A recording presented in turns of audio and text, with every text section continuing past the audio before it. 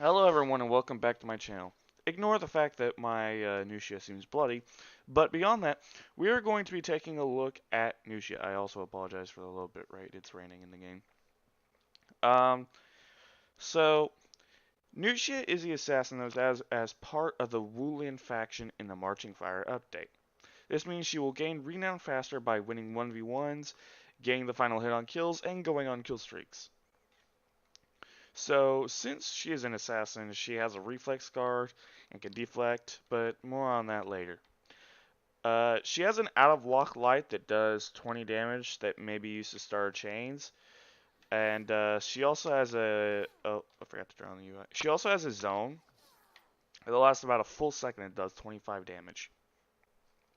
However, the zone is extremely slow, as I just mentioned. It's a full second, and can't be used to finish her chains. Now, what are her chains? Well, she just has a freeform 3-hit chain, as you see here. So it can be any form of light or heavy, and then again, she can use it to end her chains or yeah, and then yeah, she can also use it in the middle of her chains as well. So that's pretty much her chains as far as that goes. Now, um, the lights are extremely fast, so it's fairly easy to put pressure on opponents using them. The chain lights are 4 milliseconds.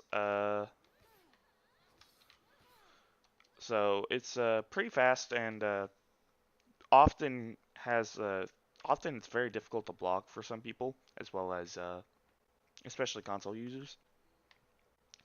Now, her heavy finisher, as some of you saw, can also throw opponents, also allowing for a ledge or out of stamina punish.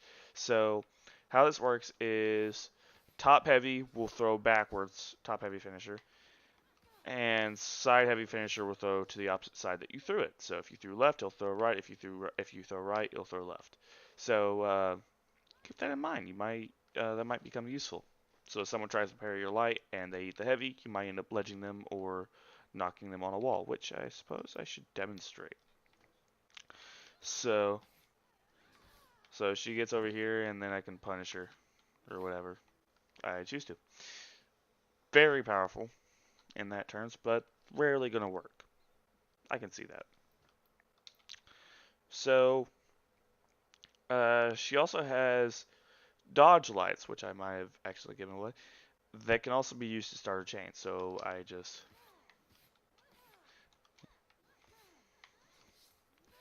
so yeah, just dodge and press light in any direction. It doesn't matter. She can dodge left, dodge right, dodge forward. Not dodge back, sadly. I yet to see a character that can dodge back and attack, other than hidden stances and Sifu's voice. Um, yeah. She now onto the more interesting part. She has what are known as traps. To do them, simply press guard break in the middle of a heavy or zone. So, I guess I should probably demonstrate that this first. Oh, did that wrong. Yeah, you can see for the zone it does a decent damage. So, what are they? They, in simple terms, are simply a special unblockable attack that can also not be parried. So, what I mean by this, uh, if you attempt to parry it or block it, you will be hit by it. However, to counter them, it's to simply not block. So, as long as you have no guard or parry attempt in the direction that it comes from, you basically won't be hit by it. I do not know if I can tell the bot to parry it and then fail subsequently because of the trap. Yeah, I can. Oh. As you can see, the bot attempt to parry and therefore we're hit by it. And this also works for superior light attacks, so if people try to crush and counter this, they will be also hit by the trap. So it's very powerful in that sense. So in order to simply counter them, just simply don't block, as you saw the bot doing. she's not blocking at all, and so she's not being affected by these traps. So, and yeah, they'll just basically pass right through you. This also counts for dodging as well. So if you don't have if you're not deflecting, mind you, don't deflect. If you're simply just dodging and don't have superior block dodge, you should be fine. The traps will simply pass right through you. So to use these effectively, put a lot of pressure into your opponent, making them desperate to only block or only parry heavies, and the trap will significantly damage them as well as reset your chain to allow for further pressure. So as soon as I do this, yeah. And you can also chain further into this. And you can even create complex chains such as this. I did a zone there, and so I did a trap as well, and that significantly punished the bot, as you clearly saw. So, uh, yeah, they could be pretty effective. Failure to land a trap though will continue your chain, but also have a high vulnerability of being parried or attacked when this occurs. What I mean by this is, so like let's say I do this, I can continue my chain because it missed, but however, like you can clearly tell a light is coming right after it, as well as if I were to do a heavy right after it, it's also clearly reactable because you have the startup time of the failure. You basically have the recovery of the trap, as well as whatever comes after. Very easy to react to. Uh, so keep that in mind. But this will mean it'll be a lot harder to land a punish on you for missing a trap, as well as you have a lot less of a downside of using traps as much as you can. So these are mostly effective on assassins, as many of you will have to refresh your guard if they realize it is a heavy attack, and so will often switch their guard before they realize their trap is coming. So let's just use the preset here. So the trap indicator shows up very quickly, so it is very you have to quickly decide if it's a trap or not, making it hard to react, especially if you don't have a very persistent guard. So you have to reset your guard occasionally, and if you have a high tendency to switch your guard by accident, so you can even open with a trap and be effective that way. So, and there's also the occasional times you may feint your heavy into light and then do this. Attacking through the trap's also an effective strategy, but it can often be difficult. Remember, the traps come out fairly fast, so reacting to it takes a bit of practice, which I recommend training mode for, which is what I'm doing. However, your mileage will vary because multiplayer is always slightly faster than bots, which the devs plan on fixing soon, if not haven't already. So, uh, another thing to realize is that if a trap is predicted uh, and they switch their guard early, they may very well also just eat a raw heavy, as you saw me do as well. So, uh, yeah, using heavies as well as heavies fainted into traps can often lead into effective punishes. So, keep that in mind as well.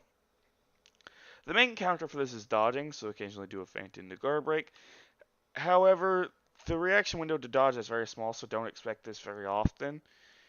If a zone is done in replacement of a heavy, this will normally outlast the iframes of the dodge and successfully punish many assassins, as well as possibly superior dodge block characters, potentially. Also very effective for using on an opponent who's just exited from a punish on a wall or out of stamina. So this is actually a very common scenario. So she's still blocking, right? Right. Okay, so let's say I do a punish on her. Let's just pretend this is a heavy. So if I were to just do a heavy, your first thought is to simply block what comes right after, which you might think would be a light. And so you block without thinking, and so you eat a zone. Trap, my apologies. As well as the lights, again, being very fast, allow for tricking your opponent into thinking block first, think less later. And so, yeah, you'll eat a trap that way as well. So, uh, Nushi is a lot better than what people let on to be because of these small tactics. It's more of a psychological character uh, than a actual raw power like Conquer, uh, Nerf Conquer. But yeah. Also, yeah, I just said that. On Garbreak, she gets a simple heavy from any direction, so it doesn't matter if it's top or side. She doesn't get any more than that. It's pretty underwhelming, but it's 30 damage, so. Uh, on a wall splat, she is given a heavy as well. You can't. There's no way around this. She'll block any fast light that comes right after. There's no special punish for that, unfortunately. Now, on out of stamina throw, the punish is to hang on. On out of stamina throw, she gets a heavy into light unless she is near a wall. See, the heavy into light will give you 43 damage. And if she's near a wall, simply throw to the wall. And my bad, I did not throw that way. Simply throw to the wall and do a light into heavy, which will give you 48 damage instead of 43. So a nice little bump in damage. As well as again, uh, yeah, hang on, I'll get to that in a second. My bad. Uh, this is also her punish on an out of stamina parry as well. So if I were to, where is it at? There it is. If I were to simply just allow her to, I did that wrong. I apologize. So if I were to just allow her to do a thing that would allow her to go out of stamina,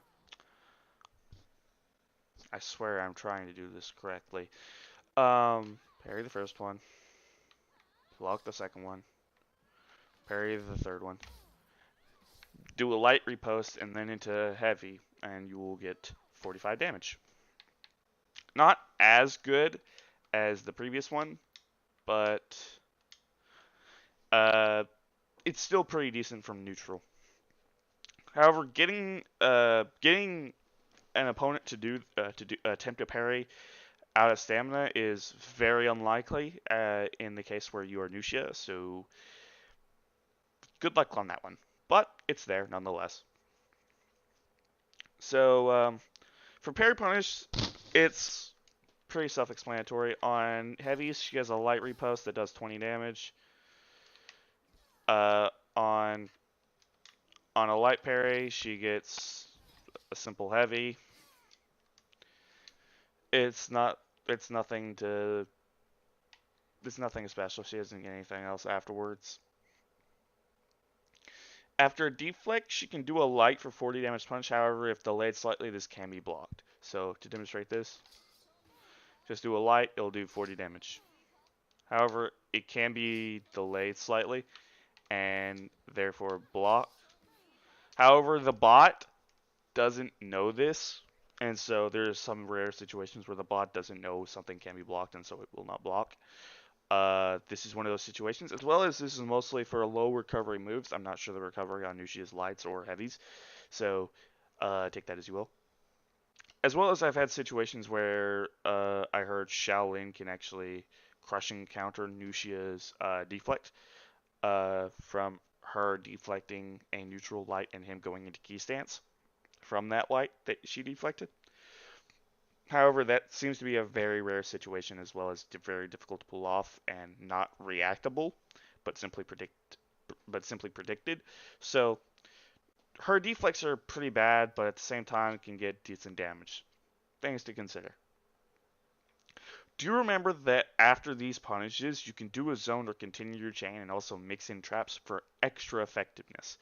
So if I were to simply do a light and then simply do a deflect and then go into a trap, I can do that to start off my chain and then do a zone, do whatever. There's a lot of mix-up potential within this character. However, chance of hitting is very small unless you use your lights frequently,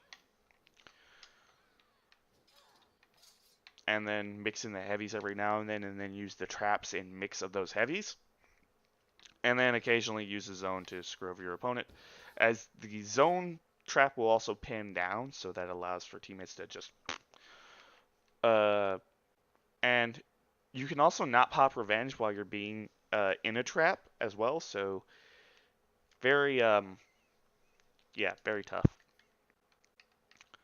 In light of this, we are also going to go over her feats. I went over uh, perks in my gear guide video, however, not for this specific character, so I'm just going to show you her perks. Gale Storm, not bad, could be better. Devour, that's not bad. And Early Reaper, I like this one.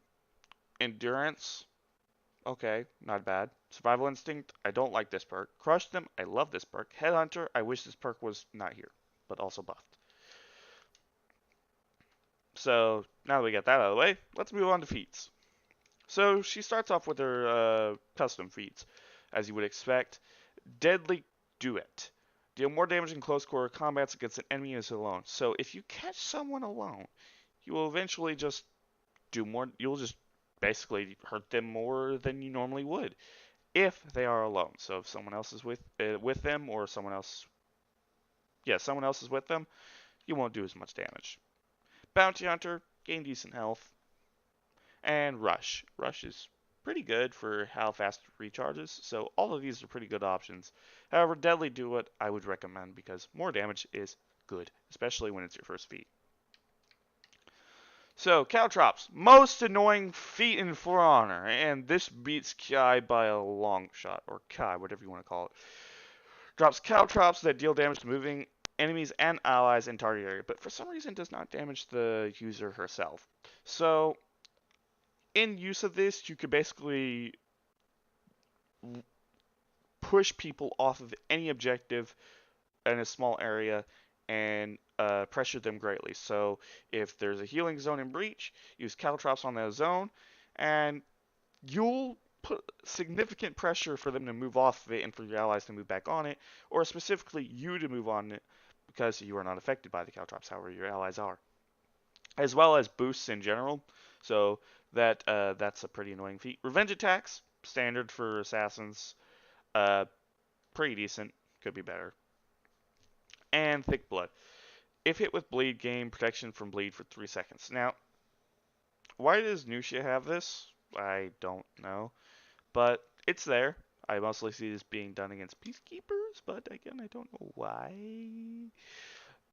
Threat of Fate. Bind an enemy, bound enemy can't run, sprint, or roll. Bind is broken over time or by distancing yourself. So, if you were to run away, or you were to let your opponent walk away, Threat of Fate would break and your opponent will be able to sprint and run away. Basically, you cannot sprint. Your opponent will be forced to walk away and cannot roll, making 50-50s very, very powerful in this state. So when you have someone else with you, Threat of Fate, ooh. Slip Through, decent for her dodge attacks, like dodge lights, and potentially also her deflect. If you can manage to land that is.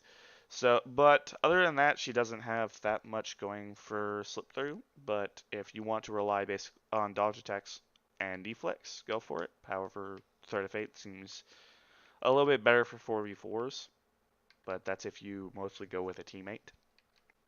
Takedown throws make enemies fall to the ground. This feat does not last long enough to be effective. This feat only lasts for a few seconds, and even then, getting a guard break on the enemy instead of everything else that Nuxia has is unlikely. So takedown seems pretty useless. If they increase the duration of this feat, I would recommend it, but unfortunately, no. Onto infection. Deal damage increasing over time to an enemy and their nearby allies, only if their allies are nearby. So using this on one person doesn't seem that effective. However, if there is a large 4v4 group fight, using infection can greatly turn the tides into Nuxia's favor, or Nuxia's team's favor.